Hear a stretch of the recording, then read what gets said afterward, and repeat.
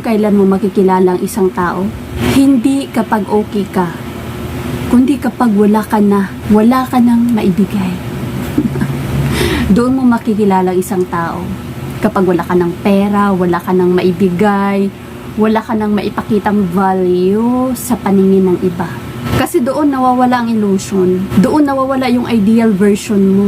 At ang natitira na lang, ikaw. Totoo. Walang filter. Real talk. Hindi lahat kayang mahalin yung version mong yan. Mga taong mamahalin ka lang kapag may naibibigay ka sa kanila. Oras, effort, pera, atensyon. Pero the moment na ikaw na yung kapos, ikaw na yung nahihirapan, ikaw na yung hindi makasabay, doon sila unti-unting nawawala. Hindi agad-agad. Dati ang bilis mag-reply, ngayon ang daming dahilan. Dati excited kausap ka, ngayon parang napipilitan na lang. At ang pinakamasakit, hindi nila sasabihin direkta, pero nararamdaman mo. Mararamdaman mong hindi ka na priority kapag wala ka nang maibigay. At doon ka nagsisimulang magduda sa sarili mo. Siguro kulang ako. Siguro kailangan ko pang ayusin ang buhay ko para mahalin niya ako. Pero hindi. Mali yun. Hindi ka project. Hindi ka investment na kailangan mo nang maging profitable bago ka piliin. Ang taong totoo sa'yo, pipiliin ka kahit hindi ka pa buo.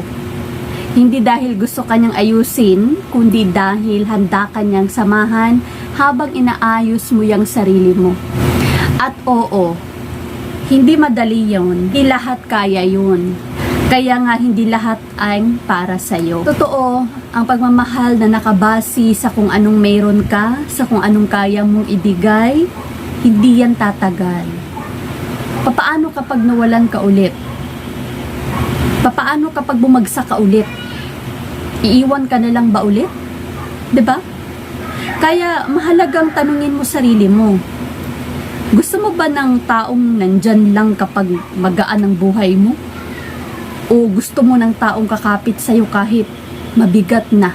Kasi ang tamang tao, di lang partner sa good times. Kakampi mo yan sa worst time. Hindi ka niya susukatin based sa kung anong merong o based sa kung gaano kalaki o kamaraming pera meron ka. Sa kanya, sapat ka kahit wala ka. At kung wala siya ngayon, kang matakot. Mas okay nang mag-isa ka kaysa may kasama kang pinaparamdam na kulang ka. Mas okay nang tahimik kaysa araw-araw kang kine-question ang worth mo. Darating yung tao na hindi mo kailangang patunayan ang sarili mo. At kapag dumating siya, doon mo masasabi, ganito pala. Ganito pala kapag, ganito pala ang pagmamahal na hindi umaalis kahit wala ka nang maibigay.